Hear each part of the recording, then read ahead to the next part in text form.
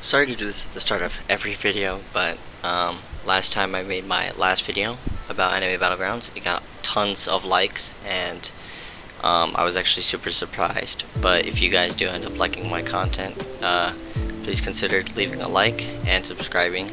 It would mean a lot to me. And if you have anything to say to me, just leave a comment.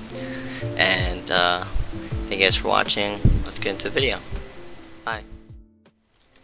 Hey, what's up, guys? So I wanted to make this video. I spent a bit of money, honestly.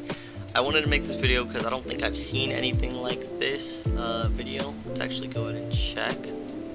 Here you go. Yeah. So I bought all the game passes. I wanted to make a video on every game pass, and I wanted to explain if I think they're worth it.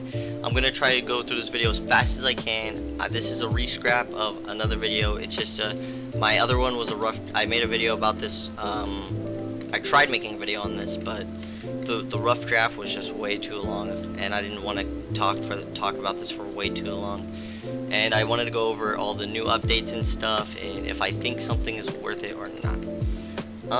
Let's go ahead and quickly go over all the game passes.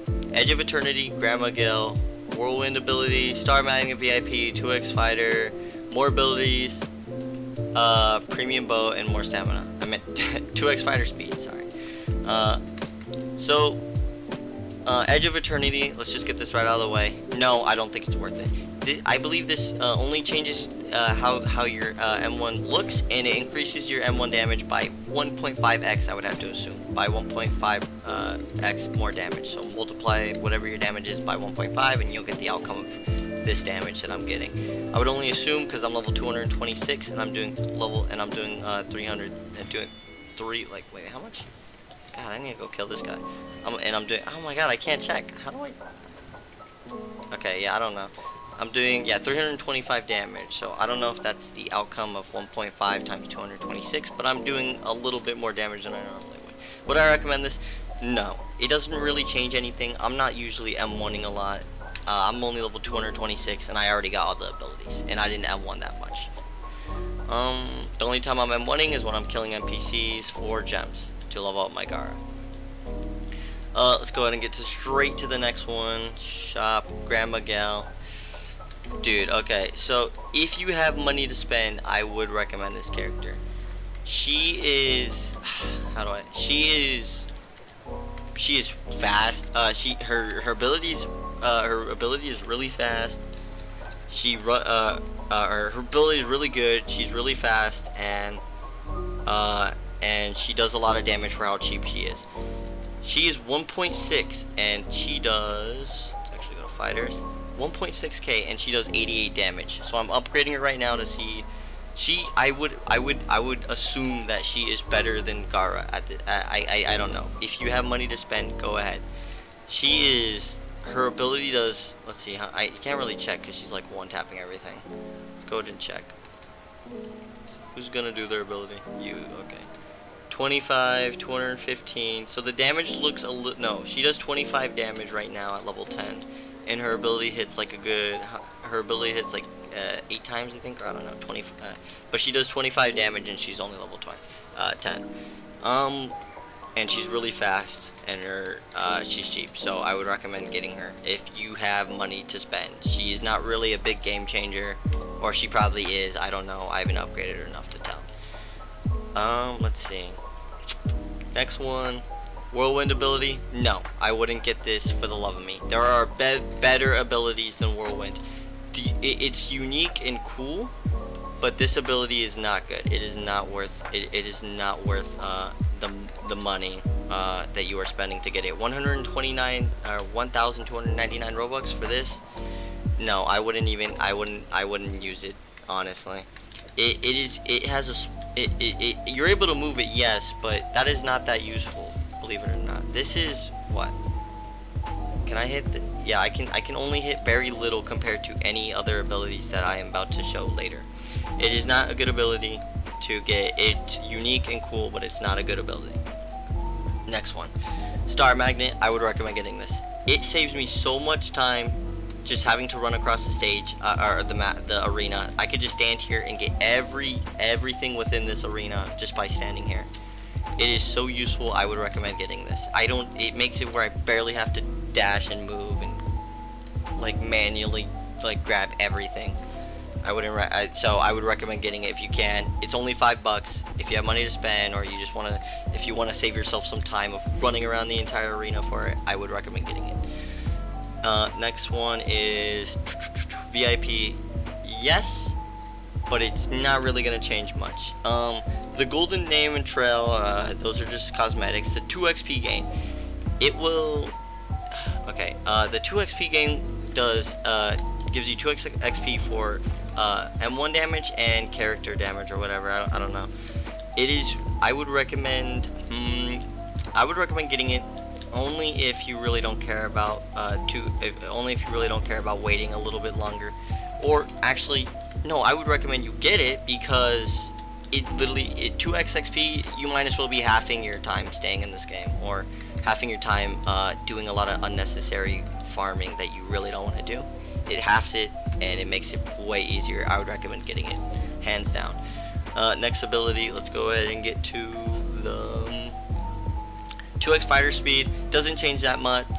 Saves time. I would say it's about the same as VIP. Not really. Like, it's less. It's okay. It saves you time. Sure. More abilities? No, not really. The only time you're going to be using this is if you want to attack something more, or farm a lot of your abilities to Black Star or higher just because you want to. Most of the time you're only going to be using abilities like this. I use these for 4 abilities till Black Star. They were really good. I liked them. It was okay. Would I recommend it? No. 350, unless you really don't care. If you want to, I don't know, PvP someone, I don't know, go ahead. It's okay, but I wouldn't recommend it. Premium bow? Hell no. It's literally about the same thing as getting the 10k gem bow. I wouldn't recommend it. If not, let me see, gems.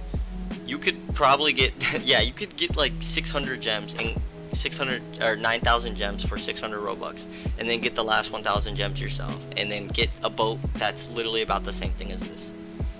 There is no point. You could literally just get the other boat for free. It's about the same thing as this. I would not recommend it. More stamina, saves you time. It's okay. It doesn't really change anything. We already went over the big 3 things. No. So no on Edge. Yes on Grandma Gal. No on Whirlwind. Yes, yes, yes. No, yes. Pretty much. Next thing I want to go over is the abilities. Okay, yeah, it changes the meta up a bit, but there are only 2 really outstanding abilities. I don't really want to go over all the abilities because I don't want to make this video longer than it has to be. I kind of want to get this under 15 minutes if I can. So I'll tell you what. Feather Slash and Sandwave are replaceable now, pretty much. Razor Wind is you can replace Razor Wind now has the longest reach in the game. Let's see how far. I believe it can go. Yeah, it has the farthest reach in the game now. It is better than Susanoo in reach, but in its width, it is not that good. Its width, you can't really hit everything. Let's see if I can go ahead. Yeah, so you can hit a lot of things, but still, in its width, it's not that good. But it now has the farthest range, and it can replace. I don't know. I don't know. If you want, I would say it's about average. It could maybe replace Sandwave. I don't know. Or it could replace Feather Slash. Next ability is, let's go ahead and take that off. That's not good. Seaquake. This completely replaces Sandwave or Feather.